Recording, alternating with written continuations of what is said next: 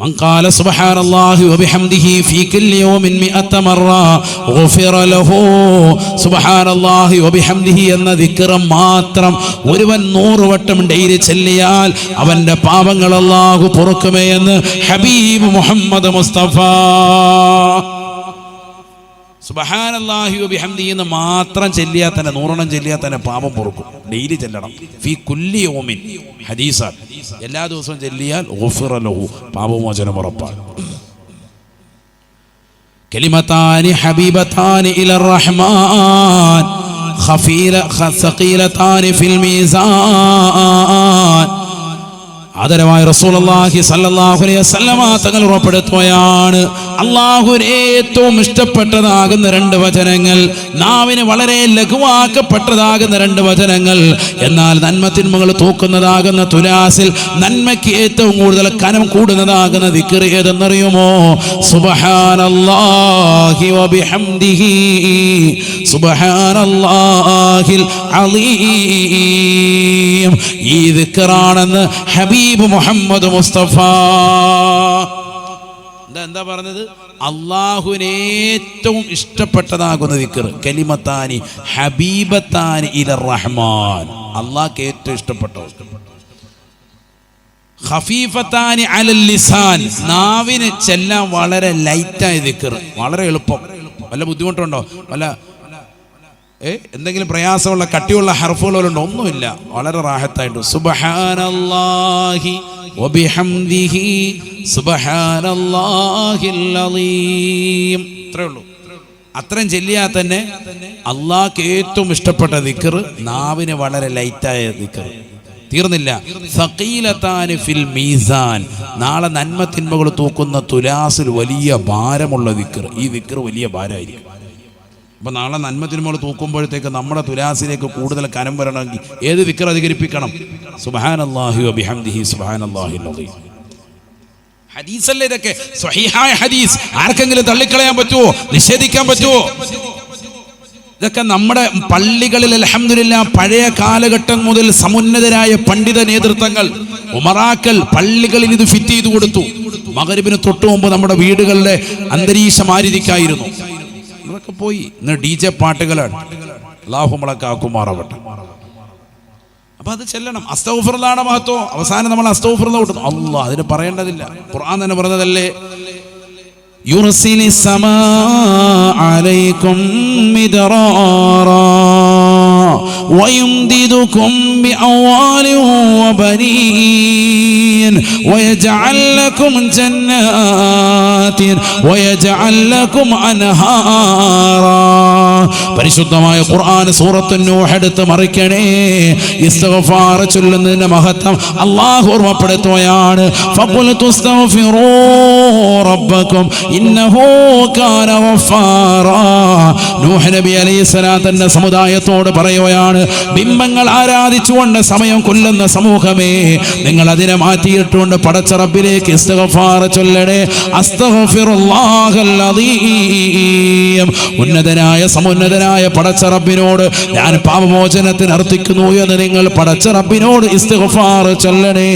ഇന്നഹു കാന ഗഫാറാ. അല്ലാഹു എല്ലാ പാപങ്ങളും പുറത്തു നൽകുന്നതാണ്. തീർന്നില്ല. യുർസിലിസ് സമാ അലൈക്കും മിദ്റാറാ.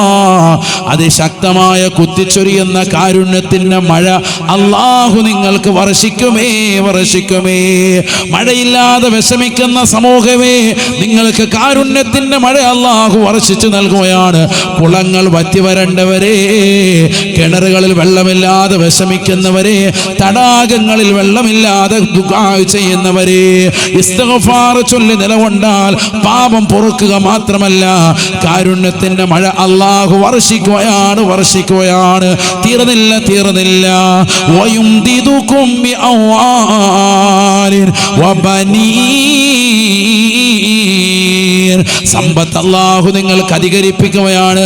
പെർവാട് കടപ്പുറത്തുള്ള പ്രിയപ്പെട്ട മുസ്ലിമേ, പകലന്തിയോളം പണിയെടുത്തിട്ടും സമ്പത്ത് കുറവാണെന്ന് അവകാശവാദം ഉന്നയിക്കുന്ന സഹോദരാ സഹോദരി, എന്റെ ഭർത്താവ് പാവപ്പെട്ടവനാണ്, അദ്ദേഹം കടലിലാണ് ജോലി ചെയ്യുന്നത്, അദ്ദേഹം ഒരുപാട് സമ്പാദ്യമൊന്നുമില്ല ഉസ്താദേ, ഞങ്ങൾക്കൊരു വീട് വേണമെന്ന് ആശ വെക്കുന്ന പ്രിയപ്പെട്ട ഉമ്മ, ഇസ്തിഗ്ഫാർ അധികരിപ്പിക്കണേ, അധികരിപ്പിക്കണേ.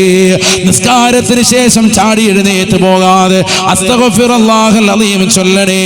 അല്ലാഹുവിന്റെ റസൂലിനെ കുറിച്ച് അബൂ ഹുറൈറ റളിയല്ലാഹു അൻഹു നിവേദനം ചെയ്യുന്ന ഹദീസിൽ ഉണ്ടല്ലോ, കാന നബിയു സല്ലല്ലാഹു അലൈഹി വസല്ലമ യസ്തഗ്ഫിറു ലഹു 70 മറ ഔ 100 മറ. എല്ലാ ദിവസവും 70 പ്രാവശ്യമോ 100 പ്രാവശ്യമോ ആയിട്ട് അല്ലാഹുവിന്റെ റസൂൽ ഇസ്തിഗ്ഫാർ ചൊല്ലുമായിരുന്നു, ഇസ്തിഗ്ഫാർ ചൊല്ലുമായിരുന്നു. അസ്തഗ്ഫിറുല്ലാഹൽ അലീം എന്നുള്ളത് പാപമോചനത്തിന് മാത്രമുള്ള ദിക്റല്ല എന്നതിന് ഏറ്റവും വലിയ തെളിവാണിത്. കാരണം റസൂലുള്ളാഹിക്ക് പാപമില്ല, പാപ സുരക്ഷിതത്വമുള്ള പ്രവാചകനാണ്. ആ പ്രവാചകൻ എല്ലാ ദിവസവും 100 വട്ടം ഇസ്തിഗ്ഫാർ ചൊല്ലിയിരുന്നെങ്കിൽ അതിന്റെ മഹത്വം വളരെ വലുതാ. നിസാരമാക്കല്ലേ ഉപ്പാ ഉമ്മ. 100 വട്ടം എല്ലാ ദിവസവും ഇസ്തിഗ്ഫാർ ചൊല്ലൽ നമുക്ക് നിർബന്ധമാണ്, നിർബന്ധമാണ്. കാരുണ്യത്തിന്റെ മഴ വർഷിച്ച് കിട്ടുമേ, പാപമോചനം ഉറപ്പാണ്, ഉറപ്പാണ്. ചെയ്തു പോയിട്ടുള്ള എല്ലാ പാപങ്ങളും അല്ലാഹു പൊറുക്കുകയാണ്. കാരുണ്യത്തിന്റെ കവാടം അല്ലാഹു നിങ്ങൾക്ക് തുറക്കുകയാണ്. കാരുണ്യത്തിന്റെ മഴ അല്ലാഹു വർഷിച്ച് നൽകുകയാണ്. തീർന്നില്ല, തീർന്നില്ല. വയുംദിദുകും ബിഅംവാലിൻ വബനീൻ. അല്ലാഹു നിങ്ങൾക്ക് സമ്പത്ത് അധികരിപ്പിക്കുകയാണ്. സമ്പത്തില്ലാതെ വിഷമിക്കുന്നവരല്ലേ, ഒരുപാട് യാതനകൾ അനുഭവിച്ചവരല്ലേ, ഗൾഫിൽ പോയി വർഷങ്ങൾ കച്ചവടം ചെയ്തിട്ടും ക്ലച്ച് പിടിക്കാതെ നാട്ടിലേക്ക് തിരിച്ചു വന്നവരല്ലേ, ദുനിയാവ് കൈമുതലാക്കാൻ പ്രയാസപ്പെടുന്നവരല്ലേ, ഇസ്തിഗ്ഫാർ ചൊല്ലാൻ നീ മടിക്കേണ്ടതില്ല. അസ്തഗ്ഫിറുല്ലാഹൽ അലീം, അസ്തഗ്ഫിറുല്ലാഹൽ അലീം, അസ്തഗ്ഫിറുല്ലാഹൽ അലീം. 100 വട്ടം മനസ്സിരുത്തിക്കൊണ്ട് ചെല്ലണേ. ഖുർആൻ നിനക്ക് ഓഫർ നൽകുകയാണ്. ഇത് കേവലം ന്യൂ ഇയറിന്റെ സമയത്ത് ലുലു മാളിൽ കൊടുക്കുന്നതായ 50% സാധന സാമഗ്രികൾക്കുള്ള ഓഫർ പോലെ ഏതെങ്കിലും ഹൈപ്പർ മാർക്കറ്റിൽ കൊടുക്കുന്നതായ കേവലം കുറഞ്ഞ പീരീഡുള്ള ഓഫർ അല്ല, കേവലം ഓണത്തിന് മാത്രമുള്ള ഓഫർ അല്ല, കേവലം ക്രിസ്മസിന് മാത്രമുള്ള ഓഫർ അല്ല, ഏതെങ്കിലും ആഘോഷങ്ങൾ വരുമ്പോഴുള്ള ഓഫർ അല്ല, കാലാകാലമുള്ള ഓഫറാണ്, ഓഫറാണ്. നിലക്കാതെ നൽകുന്ന ഓഫറാണ്. ചൊല്ലാ തയ്യാറാകുന്ന ഉമ്മമാരുണ്ടോ, ചെറുപ്പക്കാരുണ്ടോ? അല്ലാഹു നിങ്ങൾക്ക് സമ്പത്ത് അധികരിപ്പിക്കുന്നതാണ്, സമ്പത്ത് അല്ലാഹു നൽകുന്നതാണ്. തീർന്നില്ല, തീർന്നില്ല. വബനീൻ, മക്കളില്ലാതെ വിഷമിക്കുന്നവരില്ലേ? 10 വർഷമായി ഉസ്താദേ എനിക്കൊരു മകനില്ല, മകളില്ല. ഒരു കുഞ്ഞിക്കാല് കാണാൻ വേണ്ടി ഒരുപാട് നേർച്ചകൾ നേർന്നവനാണ്, ഒരുപാട് സിയാറത്തുകൾ ചെയ്തവനാണ്, ഒരുപാട് സദഖകൾ കൊടുത്തവനാണ്. പൊന്നുമോനെ, നീ നിസ്കാരത്തിന് ശേഷം ഒരു 100 ഇസ്തിഗ്ഫാർ ചൊല്ലണേ. വബനീൻ, അല്ലാഹു ഖുർആനിൽ ഓഫർ നൽകുകയാണ്. നിനക്ക് സന്താനങ്ങൾ അല്ലാഹു നൽകുകയാണ്, നൽകുകയാണ്. തീർന്നില്ല, തീർന്നില്ല. പാപമോചനം മാത്രമല്ല, കാരുണ്യത്തിന്റെ മഴ വർഷിക്കൽ മാത്രമല്ല, നിനക്ക് സമ്പത്ത് അല്ലാഹു നീട്ടിത്തരുക മാത്രമല്ല, സന്താനങ്ങളെ തന്ന് അനുഗ്രഹിക്കുക മാത്രമല്ല. വയജഅൽ ലക്കും ജന്നാത്തിൻ വയജഅൽ ലക്കും അൻഹാറാ. ദുനിയാവ് കഴിഞ്ഞ് ഖബർ കഴിഞ്ഞ് മഹ്ശറിലേക്ക് വരുമ്പോ നിനക്ക് സ്വർഗീയമാകുന്ന അരുവികളാണ്, സ്വർഗീയമാകുന്ന ഉദ്യാനങ്ങളാണ്. ദുനിയാവിൽ നീ ദുനിയാവിൽ ഇസ്തിഗ്ഫാർ ചൊല്ലി പാപമോചനം നേടിയെടുത്തവരല്ലേ? നിനക്ക് നാളെ അല്ലാഹു സ്വർഗത്തിൽ ഉദ്യാനം നൽകുകയാണ്, സ്വർഗീയ അരുവികൾ അല്ലാഹു സമ്മാനിക്കുകയാണ്. അല്ലാഹു തൗഫീഖ് തരട്ടെ. അസ്തഗ്ഫിറുല്ലാഹല്ലദീം എന്ന ദിക്റിന്റെ മഹത്വം ഈ പറഞ്ഞത്. ഇങ്ങനെ നമ്മുടെ സമയങ്ങളെ ദീനിന് വേണ്ടി ചെലവഴിക്കണം. ഞാനിപ്പോൾ അതിലേക്ക് പോയപ്പോൾ ഒന്ന് രണ്ട് ദിക്റുകൾ പറഞ്ഞു എന്ന് മാത്രം. കാരണം ഒരു വാലിൻ്റെ മജ്‌ലിസ് കഴിഞ്ഞ് തിരിച്ചു പോകുമ്പോൾ നിങ്ങൾക്ക് ജീവിതത്തിൽ അമലിന് എന്തെങ്കിലും കിട്ടണം, അതിനുവേണ്ടി പറഞ്ഞതാണ്. ഈ സുബ്ഹാനല്ലാഹിയും അൽഹംദുലില്ലാഹിയും ഈ ദിക്റിന്റെ മഹത്വമൊക്കെ ഇസ്തിഗ്ഫാറിന്റെ മഹത്വമൊക്കെ അള്ളാഹു കബൂലാക്കട്ടെ. ഒരുപാടൊന്നും ചെയ്തില്ലെങ്കിലും ചെയ്യുന്നത് നിത്യമായി ചെയ്യുക, അതാണ് അള്ളാഹ്ക്ക് ഏറ്റവും ഇഷ്ടം.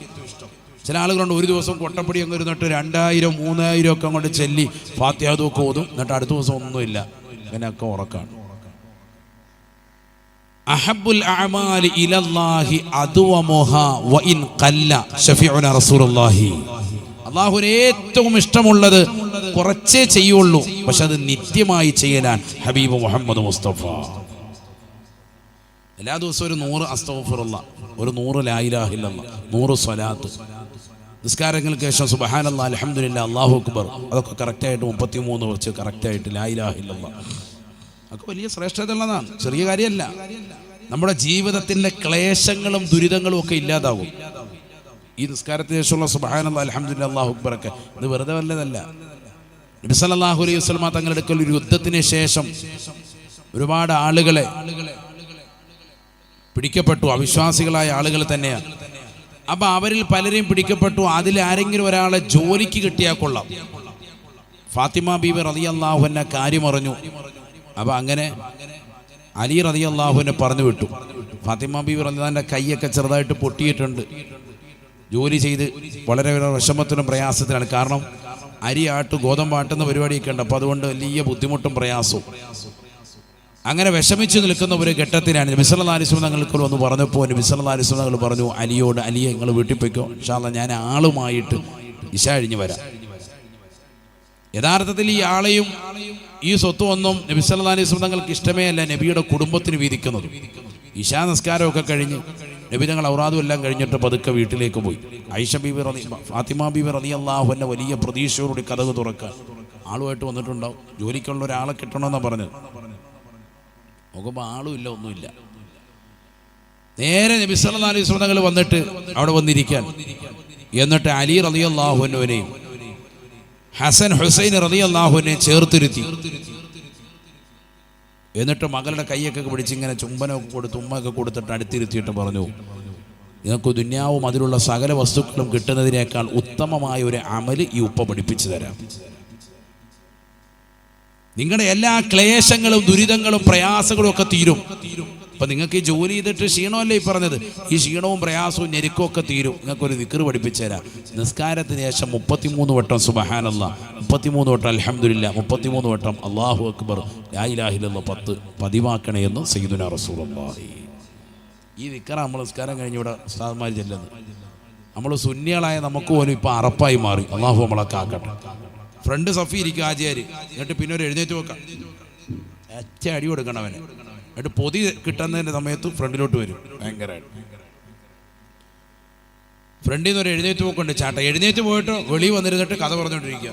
എന്തായി നമ്മൾ എപ്പോഴാണ് നമുക്ക് കൊടുക്കുന്ന പൊതി, എപ്പോഴാണ് കൊടുക്കുന്നത്? അവിടെ ഇരുന്ന് അകത്തിരുന്ന് 2 മിനിറ്റ് കഴിഞ്ഞാൽ സംഭവം കഴിയും. സുബ്ഹാനല്ലാഹ് എന്ന് പറഞ്ഞാൽ കഴിഞ്ഞു. സുബ്ഹാനല്ലാഹി സുബ്ഹാനല്ലാഹി സുബ്ഹാനല്ലാഹി സുബ്ഹാനല്ലാഹി സുബ്ഹാനല്ലാഹി നിമിഷം കൊണ്ട് ചൊല്ലി തീർക്കാം 33. 5 മിനിറ്റ് കൊണ്ട് എല്ലാം കഴിയും. പക്ഷെ ഇവന് ധൃതിയാ. പിന്നെന്തു സുന്നിയാണോ നിന്നെ, പിന്നെ എന്തിനാ സുന്നി എടുത്തേക്കുന്നത്? നീ പൊയ്ക്കോളി.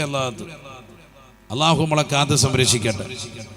ഇതൊന്നും നമ്മുടെ ജീവിതത്തിലില്ല. എന്നിട്ട് പിന്നെ നമ്മൾ കാണുന്ന ഉസ്താദുമാരോട് മീനില്ല, മീൻ തരാം ഇപ്പം നിനക്ക്, തലക്കിട്ട് ഒരൊറ്റ അടി തരാം.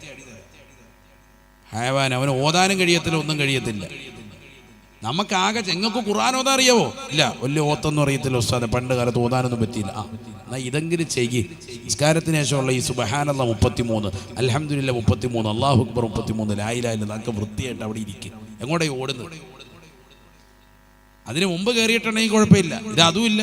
ഇക്കാമത്ത് കൊടുക്കുന്ന സമയം ഒരു ബാത്റൂമിലാണ്, റൗണ്ടിൽ പുക വിട്ട് കളിക്കുകയാണ്, അതിനകത്തിരിക്കുക ആചാര്യ. എന്നിട്ട് 2 റക്അത്ത് കഴിഞ്ഞപ്പോൾ ഇവിടെ ഒന്ന് ജമാഅത്ത് കൂടിയത്. നിസ്കാരം കഴിഞ്ഞിട്ട് ഒരു ചാടി ഇറക്കും. പിന്നെ അങ്ങനെ നമ്മൾ നന്നാവും. പിന്നെ റസൂലുള്ളാഹി സ്വല്ലല്ലാഹു അലൈഹി വസല്ലമ തങ്ങൾ ദുആ ചെയ്യുകയാണ്, അല്ലാഹുമ്മ ലാ തദഅ ഫീനാ ശഖിയൻ വലാ മത്റൂദൻ വലാ മഹ്റൂമാ. ആദരവായ റസൂലുള്ളാഹി സ്വല്ലല്ലാഹു അലൈഹി വസല്ലമ തങ്ങൾ ദുആ ചെയ്യുകയാണ്, അല്ലാഹുവേ പടച്ച റബ്ബേ, ലാ തദഅ ഫീനാ ശഖിയൻ വലാ മത്റൂദൻ വലാ മഹ്റൂമാ. പരാജയത്തിൻ്റെതാകുന്ന വാഹകരെ, നിന്റെ അനുഗ്രഹങ്ങളെ തൊട്ട് തടയപ്പെട്ടതാകുന്ന ആളുകളെ ഞങ്ങളിൽ ഉൾപ്പെടുത്തരുത് അല്ലാ. അവരെ തൊട്ട് ഞങ്ങളെ നീ രക്ഷിക്കണേ അല്ലാ.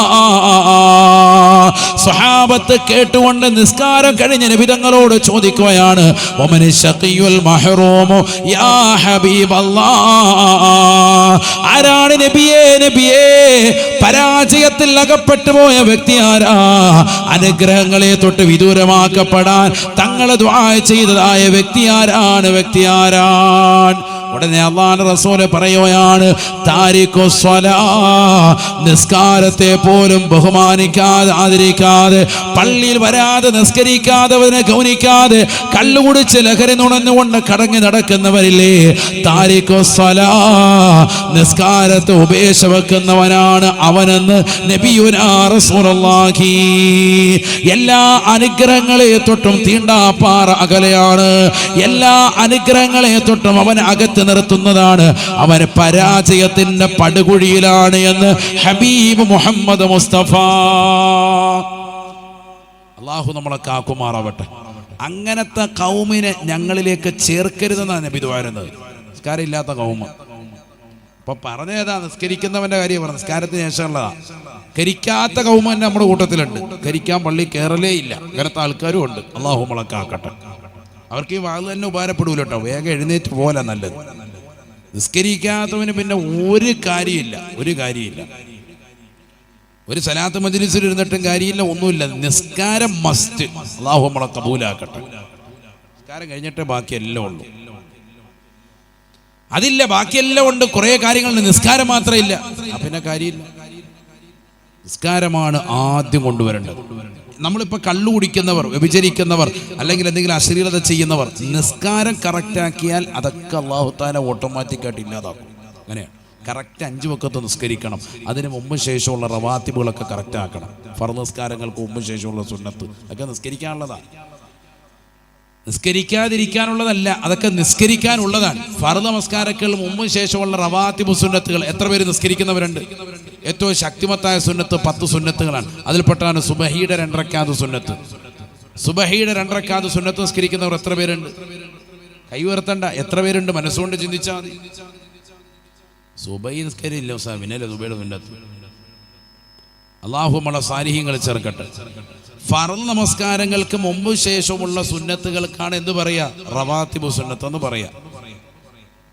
അതിലേറ്റവും ശക്തിമത്തായ സുന്നത്താണ് ഫർളുകൾ കഴിഞ്ഞാൽ റവാത്തിബ് സുന്നത്തിൽ ഏറ്റവും ശക്തിമത്തായ സുന്നത്താണ് സുബഹിയുടെ 2 റക്അത്ത് സുന്നത്ത്. അതും വിട്ടുപോകാൻ പാടില്ല. ആ നിസ്കാരം ഫാത്തിഹ, അതോടൊപ്പം തന്നെ 1ാമത്തെ റക്അത്തിൽ അലം നശ്റഹ് ലക സദ്റക്, അതിനോടൊപ്പം തന്നെ ഖുൽ യാ അയ്യുഹൽ കാഫിറൂൻ. 2ാമത്തെ റക്അത്തിൽ അലം തറ കൈഫ ഫഅല റബ്ബുക ബി അസ്ഹാബിൽ ഫീൽ, സൂറത്തുൽ ഫീൽ, അതിനോടൊപ്പം തന്നെ ഖുൽ ഹുവല്ലാഹു അഹദ്. ഇങ്ങനെ നിസ്കരിക്കണം. ഇങ്ങനെയാണ്. ഒന്നുകൂടെ പറയാം. 1ാമത്തെ റക്അത്തിൽ ഫാത്തിഹ, അലം നശ്റഹ് ലക സദ്റക് വവളഅനാ അൻക വിസ്റക്, ആ സൂറത്ത് പൂർത്തിയാക്കി ഓതുക. അതിനോടൊപ്പം തന്നെ ഖുൽ യാ അയ്യുഹൽ കാഫിറൂൻ ലാ അഅ്ബുദു മാ തഅ്ബുദൂൻ, ഈ സൂറത്ത് കൂടി ഓതുക. 2ാമത്തെ റക്അത്തിൽ എന്തോ പറഞ്ഞ സൂറത്തുൽ ഫീൽ, അലം തറ കൈഫ ഫഅല റബ്ബുക ബി അസ്ഹാബിൽ ഫീൽ, അതിനോടൊപ്പം ഏതുകൂടി ഖുൽ ഹുവല്ലാഹു അഹദ്. അങ്ങനെ ഓതി നിസ്കരിച്ച് ആദരവായ റസൂലുള്ളാഹി സ്വല്ലല്ലാഹു അലൈഹി വസല്ലമ തങ്ങൾ പറയുകയാണ്, മൻ സ്വല്ലാ സുന്നത്തൈ സുബ്ഹി ബി അലം അലം, അലം അലം എന്ന് തുടങ്ങുന്നതാകുന്ന സൂക്തങ്ങൾ കൊണ്ട് സുബ്ഹിയുടെ സുന്നത്ത് നിസ്കരിച്ചാൽ, അലം നശ്റഹ് ലക സദ്റക് ഖുൽ യാ അയ്യുഹൽ കാഫിറൂനോടൊപ്പം 2ാമത്തെ അലം തറ കൈഫ ഫഅല റബ്ബുക ബി അസ്ഹാബിൽ ഫീൽ, സൂറത്തുൽ ഇഖ്ലാസ് ഖുൽ ഹുവല്ലാഹു അഹദ് ഓതി നിസ്കരിച്ചാൽ ലം യജിദുഹു ഫീ ദാലികൽ യൗമി അലമുൻ, അന്നത്തെ ദിവസം ഒരു വിഷമമോ ദുഃഖമോ പ്രയാസമോ ഒരു വേദനാജനകമാകുന്ന കാര്യമോ അവനുണ്ടാവുകയില്ല എന്ന് ഹബീബ് മുഹമ്മദ് മുസ്തഫ. ഇതൊക്കെ മുജറബാൻ, പരീക്ഷിച്ചറിഞ്ഞ കാര്യങ്ങൾ. അള്ളാഹു തൗഫീഖ് തരട്ടെ. എന്താ വേണ്ടത്? സുബഹിയുടെ സുന്നത്ത് ബാങ്ക് വിളിച്ചാൽ ഉടനെ 2 റക്അത്ത് സുബഹിയുടെ സുന്നത്ത് നിസ്കരിക്കാം. അതിലെന്ത് വേണം? ഫാത്തിഹ സൂറത്ത്, അതിനോടൊപ്പം ഏത് സൂറത്ത് ഓതണം? അലം നശ്റഹും ഖുൽ യാ അയ്യുൽ കാഫിറൂൻ ഒന്നാമത്തെ റക്അത്ത്. രണ്ടാമത്തെ റക്അത്തിൽ അലം തറ കൈഫ ഫഅല റബ്ബുക ബി അസ്ഹാബിൽ ഫീലും ഖുൽ ഹുവല്ലാഹു അഹദ്. അങ്ങനെ ഓതി നിസ്കരിച്ച അന്നത്തെ ദിവസം ഒരു ടെൻഷനും ഉണ്ടാവില്ല, ഒരു വിഷമമോ പ്രയാസമോ ഉള്ള വാർത്തയൊന്നും കേൾക്കേണ്ടി വരില്ല.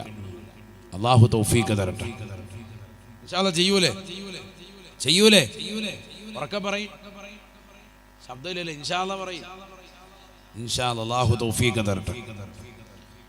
അപ്പൊ നിങ്ങൾക്ക് ഇപ്പൊ 2-3 കാര്യങ്ങൾ പഠിപ്പിച്ചു. ദിക്റുകൾ പറഞ്ഞു, ഒരു നിസ്കാരത്തിന്റെ കാര്യവും പറഞ്ഞു. ഇനി ഇതാ തിരിച്ചു വരിക, ശരിക്കും ശ്രദ്ധിച്ചോ. അള്ളാഹു തൗഫീഖ് തരട്ടെ. അപ്പോൾ ഫർദ് നിസ്കാരങ്ങൾ വേണം, അതിനു മുമ്പുള്ള സുന്നത്ത് നിസ്കാരങ്ങൾ, മുമ്പ് ശേഷമുള്ള സുന്നത്ത് വേണം. ആ സുന്നത്തുകളിൽ ഏറ്റവും ശ്രേഷ്ഠമായ സുബഹിയുടെ സുന്നത്താണ് ഇപ്പോൾ പറഞ്ഞത്, അത് നിസ്കരിക്കണം. അതോടൊപ്പം അതിൽ ഓതേണ്ട സൂറത്തുകളിൽ പറഞ്ഞു. അങ്ങനെ ഓതി നിസ്കരിച്ചാൽ അവന് കിട്ടുന്ന നേട്ടവും പറഞ്ഞു. ഒരു പ്രയാസമോ ദുഃഖമോ ഒന്നും ഉണ്ടാവില്ല. അള്ളാഹു തൗഫീഖ് തരട്ടെ. ഇനി ശ്രദ്ധിച്ചോ.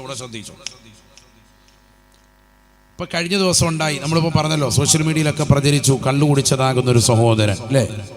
ഈ ഒരു അവസ്ഥ നമ്മുടെ സമൂഹം പലരും എന്താണ് അവർക്ക് കിട്ടുന്നത്, എന്തായിരിക്കും നാളെ അത്തരത്തിലുള്ള സംഭവങ്ങൾ. ഇതേ സംഭവം, ഇതുപോലെയുള്ള വിഷയങ്ങൾ മുമ്പ് ഉണ്ടായിട്ടുണ്ട്.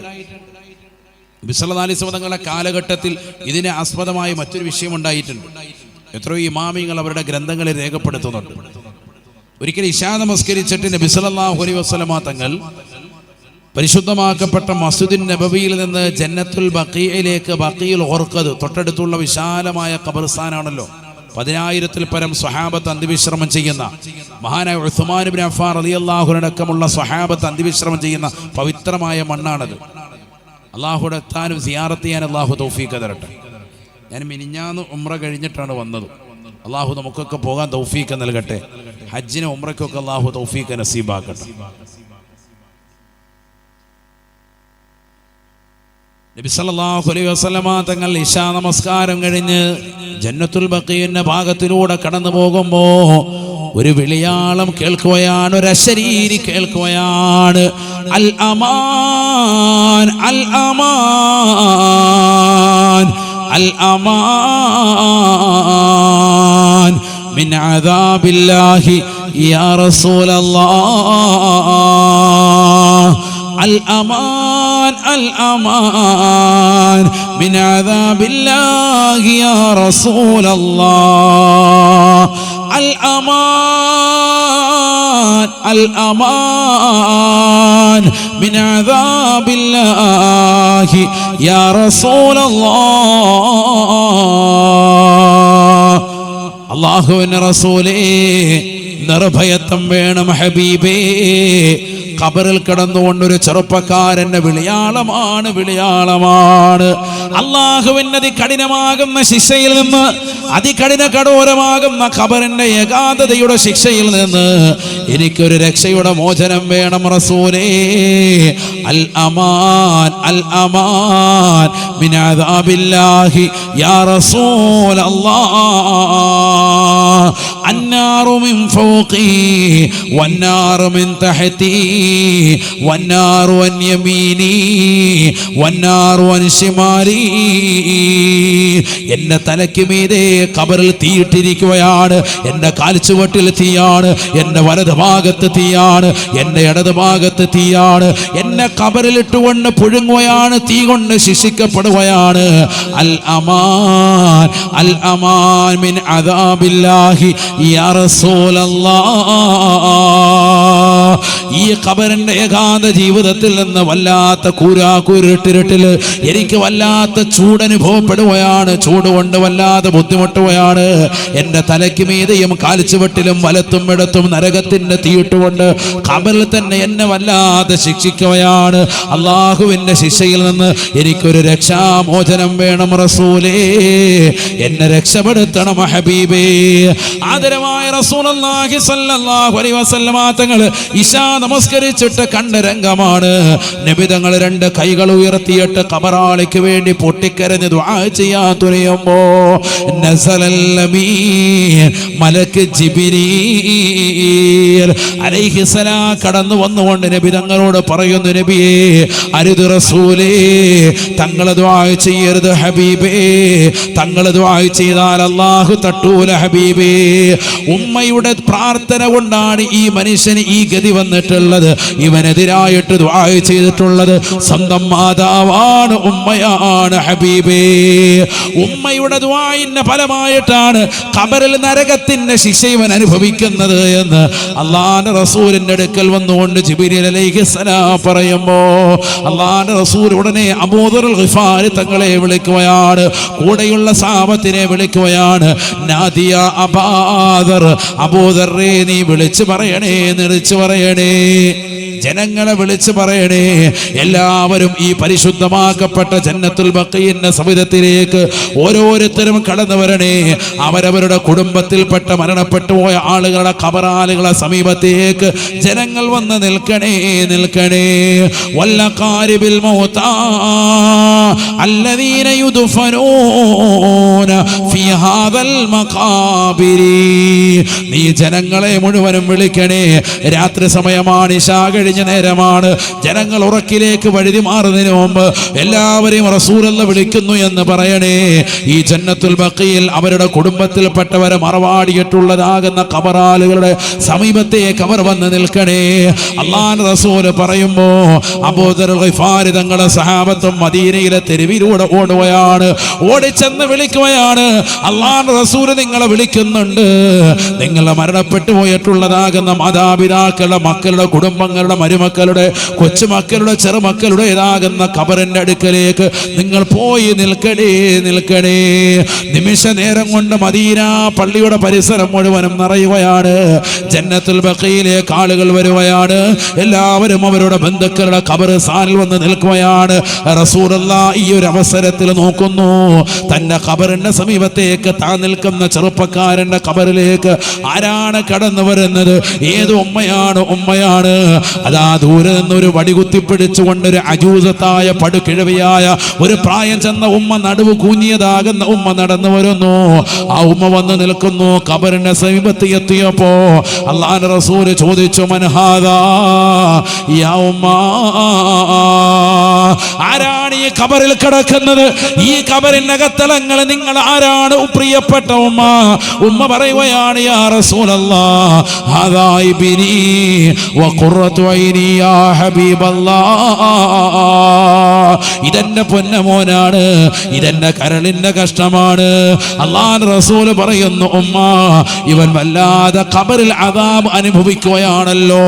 ഖബറിൽ ഖബറിൽ തീയാണ്, ഖബറിൽ വല്ലാത്ത ശിക്ഷയാണ്. എന്തേ കാരണം? നിങ്ങൾ അവർക്ക് എതിരിൽ ദുആ ചെയ്യാനുള്ള സാഹചര്യം എന്താണ്? എന്നോട് ജിബ്രീൽ അലൈഹിസ്സലാം വന്നുകൊണ്ട് പറഞ്ഞു, നിങ്ങൾ ദുആ ചെയ്തതിന്റെ ഫലമായിട്ടാണ് അല്ലാഹു ഈ ശിക്ഷ കൊടുത്തത്. കാരണം എന്താണ് ഉമ്മ? ആ ഉമ്മ പറയുകയാണ്, യാ റസൂലല്ലാഹ്, എന്റെ മകന് കള്ളു കുടിക്കുന്ന മകനാണ്, ലഹരി നുണയുന്ന പൊന്നുമോനാണ്. ഒരു ദിവസം പോലും കള്ളു കുടിക്കാത്ത ദിവസമില്ല. ഒരു ദിവസം അവൻ കള്ളു കുടിച്ചുകൊണ്ട് വീട്ടിലേക്ക് കടന്നു വന്നു. എത്ര ഉപദേശിച്ചിട്ടും നന്നാവാത്ത മകനാണ്. ദഖല അലയ്യ യൗമാ വഹുവ സകറാൻ. കള്ളു കുടിച്ചുകൊണ്ട് മതോന്മത്തനായി ലക്കും ലഗാനുമില്ലാതെ വീട്ടിലേക്ക് കടന്നു വന്നു. എന്നെ അവൻ അടിച്ചു. ഫളറബനി ലറബൻ ശദീദാ. കരഞ്ഞുകൊണ്ട് ഉമ്മ പറയുകയാണ്, റസൂലേ, പ്രായാധിക്യം ചെന്നതാകുന്ന എന്നവൻ അടിച്ചു റസൂലേ. അടിച്ചു എന്ന് മാത്രമല്ല, ഫകസ്സറ യദി യാ റസൂലല്ലാഹ്, എന്റെ ഇടത് കൈവൻ തിരിച്ച് പിടിച്ചു ഒടിച്ചു കളഞ്ഞു റസൂലേ.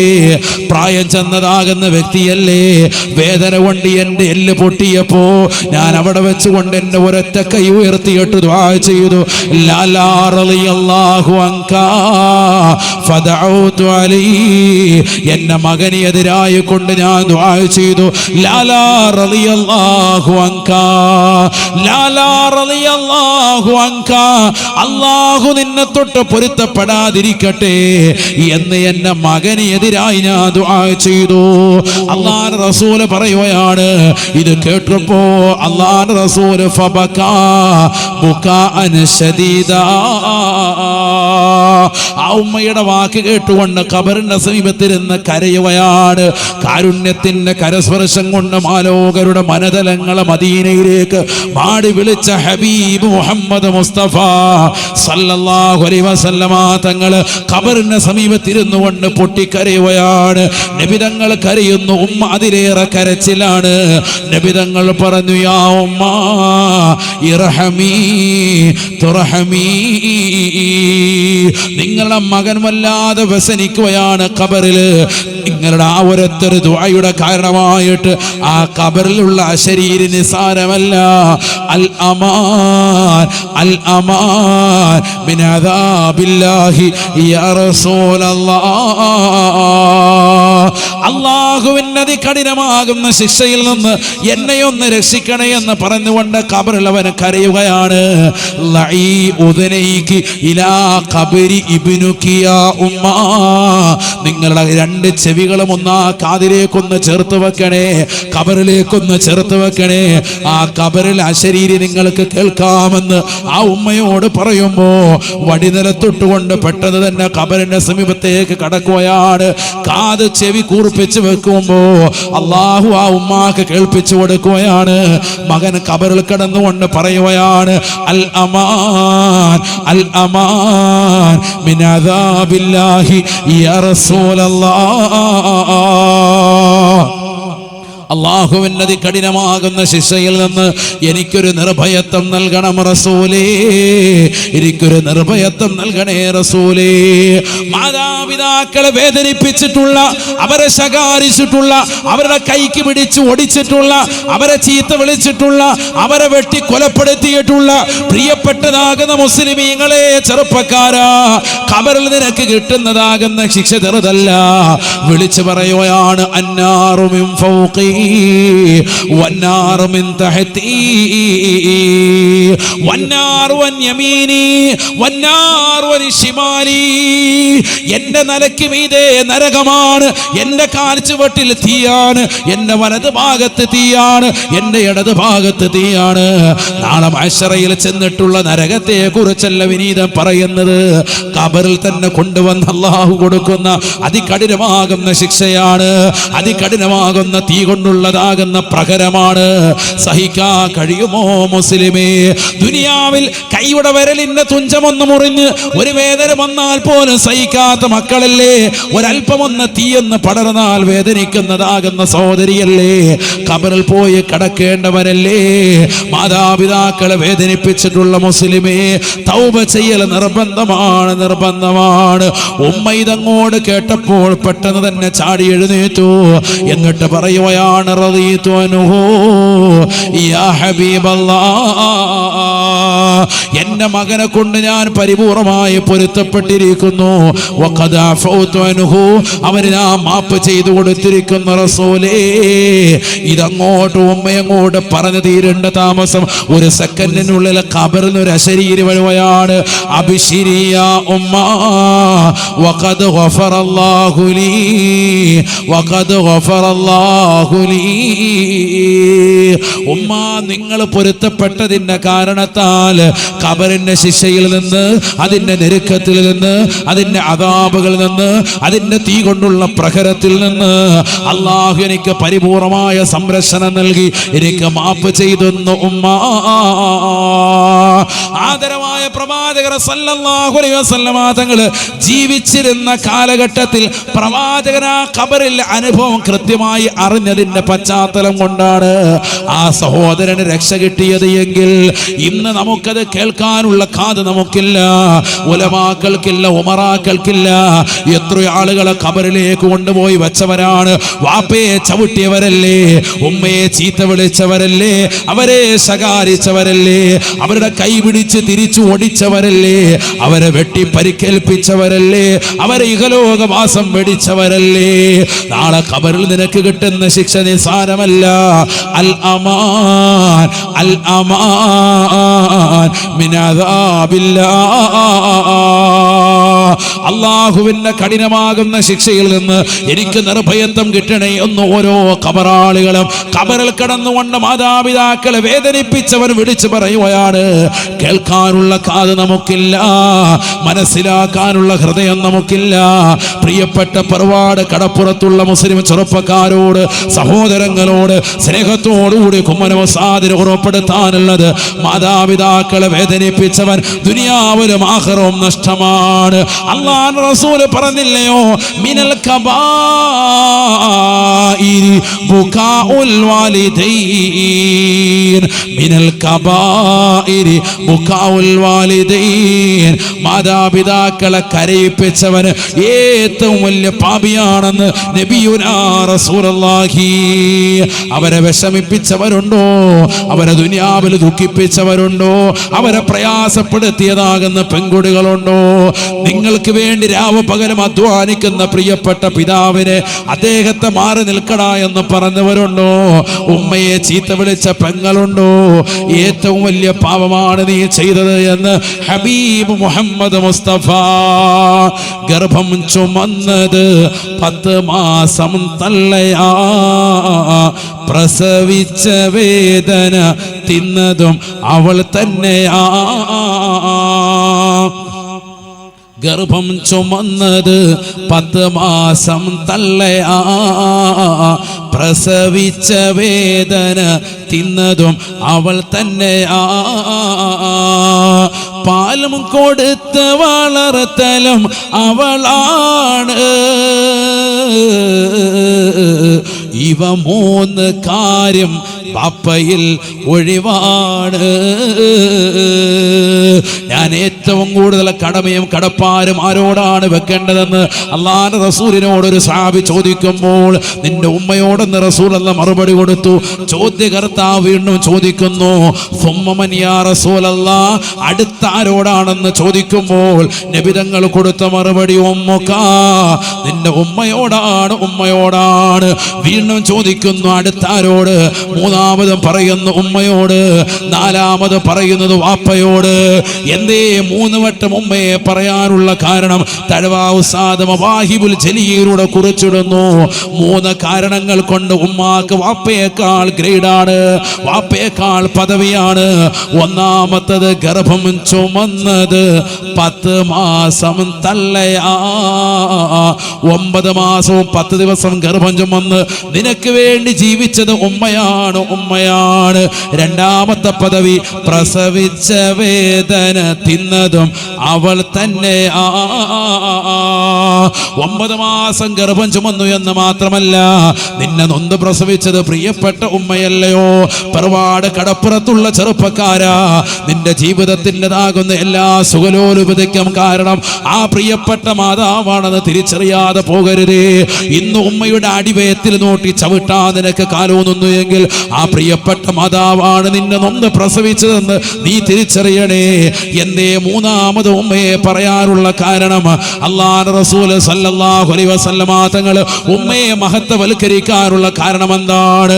ബഹുമാനപ്പെട്ട തഴവാ ഉസ്താദ് രേഖപ്പെടുത്തുകയാണ്, ജീവിതത്തിൻ്റെതാകുന്ന 2 അറ്റം കൂട്ടിമുട്ടിക്കാൻ പ്രയാസപ്പെടുന്നതായ പ്രിയപ്പെട്ടതാകുന്ന സഹോദരാ, പറവാട് കടപ്പുറത്തുള്ള ഉപ്പമാരെ, പഠിക്കേണ്ട പാഠമാണ്, പാഠമാണ്. പാലും കൊടുത്ത് വളർത്തലും അവളാണ്. ഇവ 3 കാര്യം ബാപ്പയിൽ ഒഴിവാണ്. 2 വർഷം പൂർണ്ണമായി മുലപ്പാൽ കൊടുത്ത് തന്റെ പൊന്നുമോനെ താരാട്ട് പാടി ഉറക്കിയ പ്രിയപ്പെട്ട ഉമ്മ, ആ ഉമ്മയുടെ ഗ്രേഡ് പറഞ്ഞാൽ തീരില്ല. ലോകത്തെ ഏറ്റവും വലിയ ഉത്തമമാക്കപ്പെട്ട ചരക്ക്, ഏറ്റവും നല്ലതാകുന്ന വസ്തു, അത് ഒരു പെണ്ണാണ്, സാലിഹത്തായ പെണ്ണാണ് എന്നും ഹബീബ് മുഹമ്മദ് മുസ്തഫ. സ്ത്രീകളെ മഹത്വവൽക്കരിച്ചതാണ് പരിശുദ്ധമായ ദീന്. അവരെ പുറന്തല്ല പറഞ്ഞിട്ടില്ല, അവരെ ചേർത്ത് നിർത്താനാണ് പരിശുദ്ധ ഇസ്ലാം പറഞ്ഞിട്ടുള്ളത്. ഉമ്മയെ മാറ്റി നിർത്തുന്ന സമൂഹമുണ്ട്, മാതാപിതാക്കളെ പരിഗണിക്കുന്നതായ മക്കളുണ്ട്, അവരെ വൃദ്ധസദനങ്ങളെ തള്ളിയിടുന്നവരുണ്ട്. കള്ളു കുടിച്ചുകൊണ്ട് വീടിന്റെ അകത്തലങ്ങൾ വന്ന് ഉമ്മയെ വെട്ടി മുറിച്ച് കഷ്ടങ്ങളാക്കി കൊന്നു കളഞ്ഞതാകുന്ന വ്യക്തിയുടെ ചരിതവും നമ്മൾ ഒരാഴ്ച മുമ്പ് വായിച്ചില്ലേ? അല്ലാഹുവേ, ഞങ്ങളുടെ മക്കളെ നീ കാക്കണേ അല്ലാ. കള്ളിന്റെ പുറത്ത് കാണിക്കുന്ന ആഭാസങ്ങൾ, തമ്മാടിത്തരങ്ങളെ തൊട്ട് ഞങ്ങളെ ഈ സമൂഹത്തെ, രാജ്യത്തെ നീ കാക്കണേ അല്ലാ. അതുകൊണ്ട് സ്നേഹത്തോടുകൂടി കുമ്മനമുസാദ് ഉറപ്പെടുത്താറുള്ളത്, നാളെ നമുക്ക് സ്വർഗത്തിൽ ഇതേപോലെ ഒരുമിക്കണം. അതിന് 5 വഖത്ത് നിസ്കാരം നിർബന്ധമാക്കണം. നോമ്പുകൾ റമദാൻ വരുകയാണ്, ഒരൊറ്റ നോമ്പ് പോലും നമുക്ക് വിട്ടുപോകാൻ പാടില്ല. സഹോദരിമാരെ, വീടിന്റെ അന്തരീക്ഷം മലിനമാകരുത്. ഖുർആൻ കൊണ്ട് അന്തരീക്ഷം മുഖരിതമാകണം. വീടും പരിസരവും വൃത്തിയായി സൂക്ഷിക്കണം. റമദാൻ